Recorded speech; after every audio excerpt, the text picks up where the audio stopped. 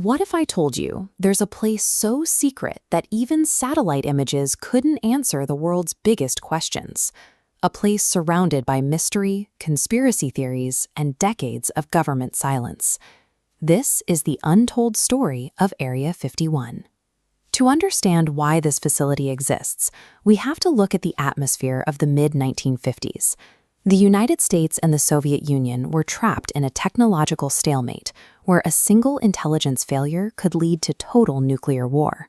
Stalin's military might, displayed here in Red Square, represented a mobilization of force that the West could barely track, let alone predict. Surveillance became the most valuable currency in Washington. To prevent a surprise attack, the U.S. military needed a platform that could photograph Soviet missile sites from altitudes previously thought impossible. They needed a bird's-eye view of the enemy, and they needed it before the Soviets achieved total orbital dominance. The CIA and elite aerospace engineers began a desperate search for a sanctuary. This location had to meet impossible criteria. It needed to be flat for runways, remote enough to evade ground-based observers, and shielded by natural barriers to prevent radio signals from leaking. Most importantly, it had to be a place where the American public, and by extension, Soviet intelligence, would never think to look. They were searching for a void on the map, a place where laws of traditional aviation could be rewritten without oversight. The solution was found in the heart of the Nevada desert, nestled within the sprawling Atomic Energy Commission proving grounds. The government authorized a project so restricted that its budget was hidden within the accounts of unrelated agencies. This created a permanent administrative ghost. But while the bureaucracy could be hidden, physics could not. The military now faced a staggering paradox. They were developing supersonic titanium airframes designed to dominate the stratosphere, but they had to test them in the open sky. Every time a pilot ignited an experimental engine, they risked exposing the nation's greatest secret to anyone with a pair of binoculars and a curious mind. The site chosen was Groom Lake, a prehistoric dry salt flat. It is a harsh, alkaline environment where the sun bakes the earth into a surface as hard as asphalt. This natural runway, stretching for miles in every direction, allowed for the landing of experimental aircraft that were often aerodynamically unstable or prone to engine failure. It was a place of extreme isolation, hemmed in by the Emigrant Valley and the Groom Mountain Range, providing a natural amphitheater of secrecy. To maintain this void, the Air Force established a perimeter that is as much psychological as it is physical. These signs, posted along the dusty access roads, represent a hard boundary of national sovereignty. The language is unambiguous. This is a restricted military installation where the normal protections of civil society end. Behind this line, security forces are authorized to use lethal measures to protect the assets within. It is one of the few places on American soil where the government openly warns its own citizens that their presence is a terminal offense. This aggressive enforcement had an unintended consequence. By creating a forbidden zone in the desert, the military essentially signaled to the world that something of immense value was hidden inside. This vacuum of information acted as a magnet for public fascination. The more the military patrolled the ridges and seized cameras, the more the public focused its attention on the horizon, desperate to catch a glimpse of the technology that required such violent protection. The first major secret to take flight over Groom Lake was the U-2 spy plane. In an era when commercial airliners struggled to reach 20,000 feet, the U-2 cruised at 60,000. It existed in a near-space environment where the sky turns dark and the curvature of the Earth becomes visible.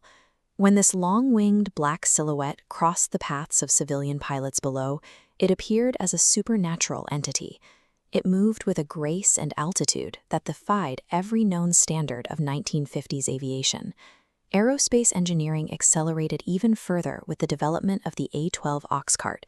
This was a radical departure from traditional design, utilizing a frame made almost entirely of titanium. To build it, the CIA actually had to set up shell companies to buy the necessary titanium from the Soviet Union, the very enemy the plane was designed to spy on. The A-12 was capable of sustained flight at 90,000 feet and speeds exceeding Mach 3. Its sharp, blended fuselage and dark, heat-resistant skin gave it a profile that looked like nothing else on the planet. The visual impact of these flights was profound, due to the physics of high-altitude light. At dusk, a commercial pilot flying at 30,000 feet is already in the shadow of the Earth. However, an A-12 or U-2 flying 50,000 feet higher is still in direct sunlight. When the sun's rays hit that unpainted, polished titanium hull, the aircraft reflects a brilliant, intense glow downward. To an observer in the dark lower atmosphere, this looks like a luminous silver object performing impossible aerial maneuvers at speeds that shouldn't be survivable. This intersection of cutting-edge engineering and atmospheric optics unintentionally provided the raw data for the modern UFO phenomenon. The glowing orbs and silver discs reported by thousands of witnesses were actually the exhaust and reflections of American test pilots, pushing their airframes to the edge of space. The birth of the alien narrative was a side effect of military hardware outstripping the public's understanding of what was possible in the sky. The Air Force was immediately caught in a trap of its own making. As reports of unidentified flying objects spiked, military investigators were prohibited from telling the truth. To admit that a witness had seen a U-2 would be to confirm the existence of a billion-dollar surveillance program. The mandate for total operational security meant that even when the military knew exactly what a witness had seen, they had to remain silent or offer a distraction. These distractions often took the form of clumsy cover stories. The most frequent explanation involved weather research balloons, similar to the one seen here.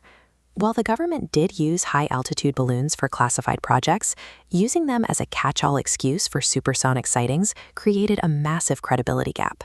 Citizens who had seen an object streak across the horizon at 2,000 miles per hour were told they had merely seen a slow-moving, translucent bag of gas. This dismissive attitude only deepened the public's suspicion. By the 1960s and 70s, the desert was alive with these sightings. Local law enforcement began logging reports of anomalous lights that stayed stationary for hours before disappearing in a flash.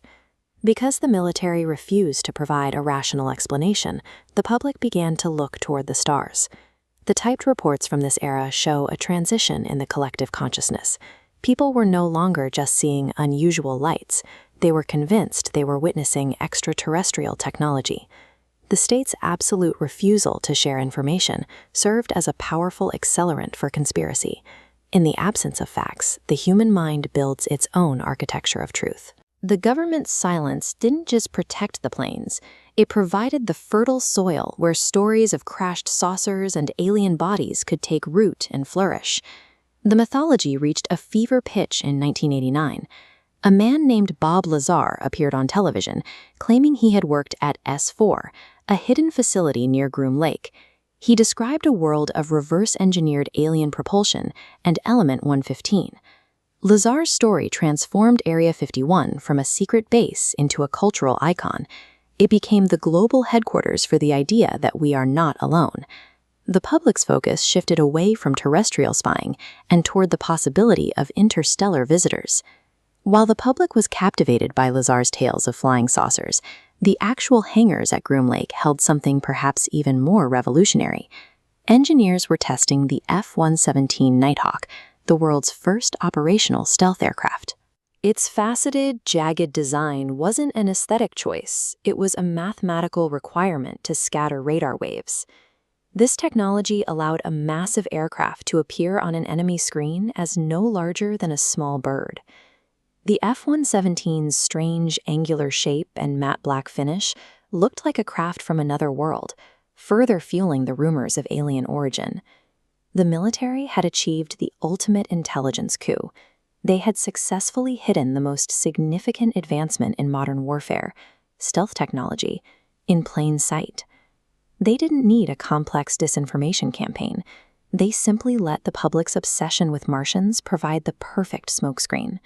The more people looked for aliens, the less they looked for the real, physics-defying aircraft that were actually winning the Cold War. The official silence finally broke in August 2013.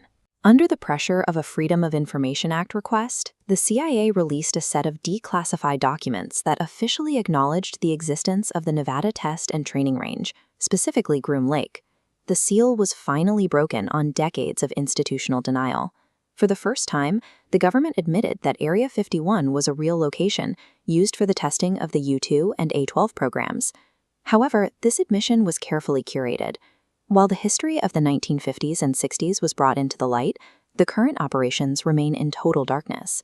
The base has expanded significantly since the Cold War ended, with new hangars and more sophisticated sensors. It remains a black site where the latest developments in drone technology, hypersonic flight, and electronic warfare are tested far from the reach of public accountability. The secret has been acknowledged, but the mystery is far from solved.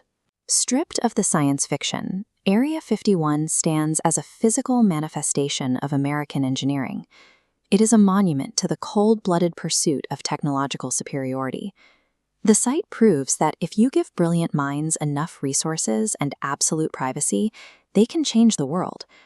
It also serves as a reminder that when a government operates in total shadow, it inevitably births a mythology that it can no longer control. Even today, the perimeter remains one of the most guarded places on Earth. As long as there are restricted zones and classified flight paths, the human imagination will continue to fill the void. The mystery of Groom Lake isn't just about what is being built in the hangars, it's about our collective fascination with the unknown. We look at the desert and see our own questions reflected back at us. So, what do you believe? Is Area 51 simply one of America's most secret military bases, or is there still something hidden from the world? Tell us your theory in the comments. If you enjoy history, mysteries, secret government projects, and untold stories, subscribe for more documentaries every week.